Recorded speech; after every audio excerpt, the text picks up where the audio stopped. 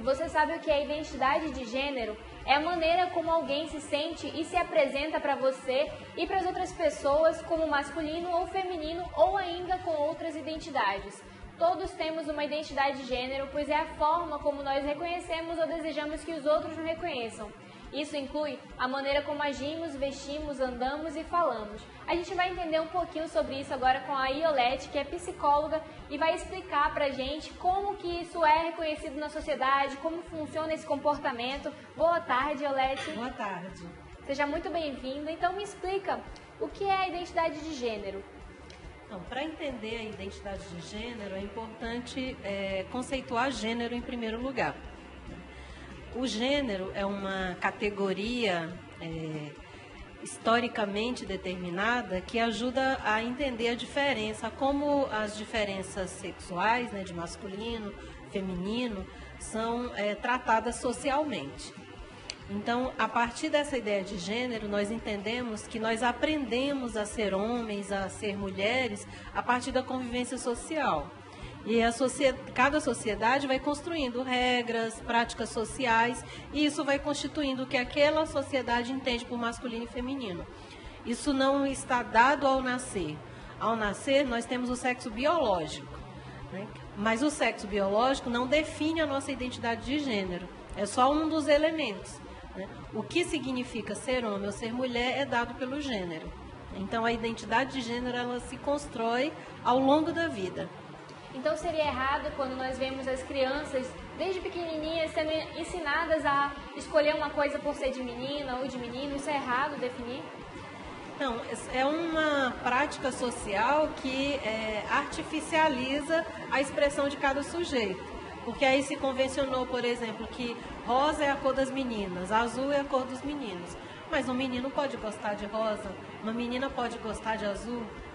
Não existem essas coisas fixas, o jeito de ser fixo para homem e para mulher. Nem todos os homens são iguais, nem todas as mulheres são iguais. E isso até causa um preconceito, né? Desde pequena elas começam a enfrentar essas diversidades que quando começam a se reconhecer e aí acaba gerando uns conflitos na sociedade, né? Por exemplo, muitos adultos falam para as crianças, homem não chora. Mas é verdade isso? Não, homem chora.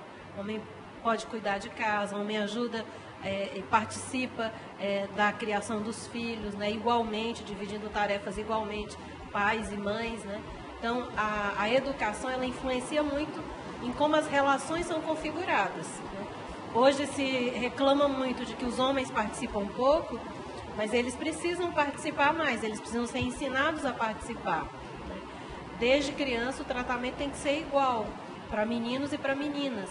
Ambos têm que se responsabilizar por tarefas domésticas, dividir trabalho em casa, para já entender que no mundo todos nós somos responsáveis. Não existe aquilo que é tarefa de mulher e aquilo que é tarefa de homem. Isso seria importante também na criação dessas crianças para amadurecer e para evitar que no futuro sejam crianças machistas. Como que isso deve ser exercido dentro de casa? Exato, a educação é muito importante. Porque é nessa educação que se constrói essa ideia de como nos relacionarmos com as pessoas e também a gente se prepara para lidar com as pessoas diferentes de nós, né? Porque nós vivemos num ambiente onde cada um é de um jeito e eu preciso aceitar as pessoas como elas são, né? E isso é preparado a partir da educação. E aí quando a gente fala de sexualidade tem uma complexidade nisso, porque existe uma diversidade sexual, né? Existem várias identidades de gênero, várias orientações sexuais e nós precisamos também aprender a lidar com isso desde a infância. Existe essa diferença, né? A identidade de gênero, como você se identifica e também a orientação sexual da pessoa, né? Como ela... A orientação sexual é a orientação do desejo sexual, que é diferente da identidade de gênero, né? Nós podemos ter identidade de gênero, por exemplo, uma pessoa travesti, ela pode ter um corpo biologicamente, né, tido como masculino, mas ter uma identidade de gênero, ela se apresenta como uma mulher, né, e a orientação sexual pode ser qualquer uma das que existem aí, né? Não existe uma vinculação direta entre identidade de gênero e orientação sexual, são duas coisas distintas. A senhora, como professora, já precisou lidar com alguma situação de preconceito, de identidade de gênero na sua sala de aula ou até mesmo no convívio? Cotidianamente nós nos deparamos com esses preconceitos, né? Seja nos ambientes de socialização, ambientes de lazer ou mesmo no ambiente educacional. Porque dentro da escola se expressam os preconceitos que existem na sociedade, né? Então, em relação à diversidade sexual, existem muitos preconceitos. Com as pessoas homossexuais, existem preconceitos, mas com os travestis e transexuais, o preconceito é ainda maior. Essas pessoas são vítimas das maiores violências, e violências muitas vezes com requintes de crueldade, né? O número de suicídios é muito grande, o sofrimento produzido pelo preconceito é muito grande. E as escolas, as universidades, elas estão preparadas? Já existe a opção da pessoa escolher usar o nome social, né? Isso vem ajudando também essa adaptação, esse reconhecimento dentro da sociedade? O direito ao uso do nome social é uma conquista. A Universidade Federal do Amazonas, a UEA, o IFAM já concedem, né, essa possibilidade, mas é só um começo, né? A discussão ela precisa ser muito mais ampla para, de fato, produzir a inclusão das pessoas LGBT. É preciso combater a transfobia, combater a LGBTfobia de forma geral, para que essas pessoas possam estudar, estar, de fato, reconhecidas no ambiente escolar, terem acesso a um processo de escolarização e de profissionalização, porque muitos travestis, por exemplo, se prostituem porque eles são expulsos das escolas, o mercado de trabalho não aceita, então não tem a possibilidade de acesso a direitos que outras pessoas têm, né? Porque os mecanismos de exclusão ainda são muito intensos. Aí isso voltaria já para aquele trabalho de educação que deve ser feito desde o início, né? Inclusive, o ambiente escolar é um ambiente propício para essas discussões. Existem resistências em relação a isso, mas na escola que a gente aprende a se relacionar com pessoas que não são da nossa família. Então é importante aprender o respeito, a tolerância, que o outro é um ser digno, tão digno quanto nós, né?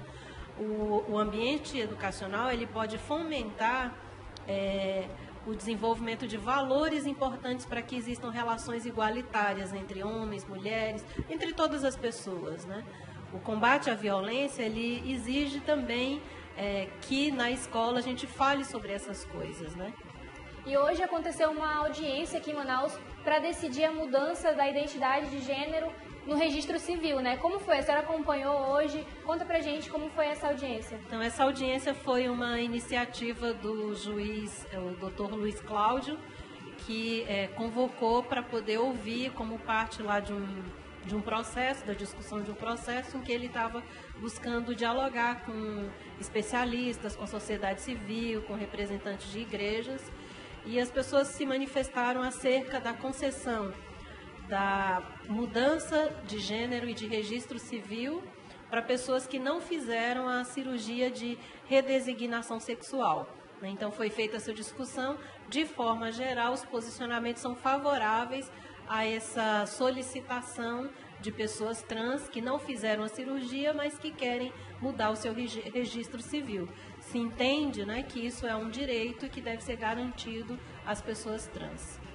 Assim como o nome social, o registro civil com a identidade que a pessoa se identifica mesmo, né? Também tem as questões que são polêmicas do uso de banheiros, né? O uso de banheiros em universidades, em escolas. Como que a senhora vê isso como benefício para as pessoas que passam por essa mudança, essa identificação nova? A convivência em uma sociedade plural, ela exige o respeito, ela exige a tolerância, né? Então, é muito importante que as pessoas sejam respeitadas na sua identidade.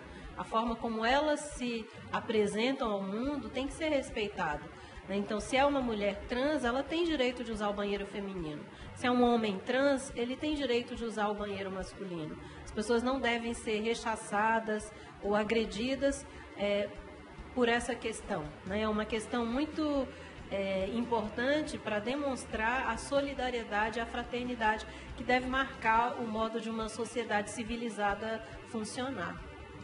Muito obrigada pela sua participação, foi muito esclarecedor para todos nós e a gente espera que essa mudança na nossa sociedade continue evoluindo, continue trazendo novas coisas boas para a nossa sociedade. Que seja assim. Então tá. Nós vamos agora para um rápido intervalo, daqui a pouquinho eu estou de volta com muitas notícias da região norte. Aguarda aí que a gente já volta.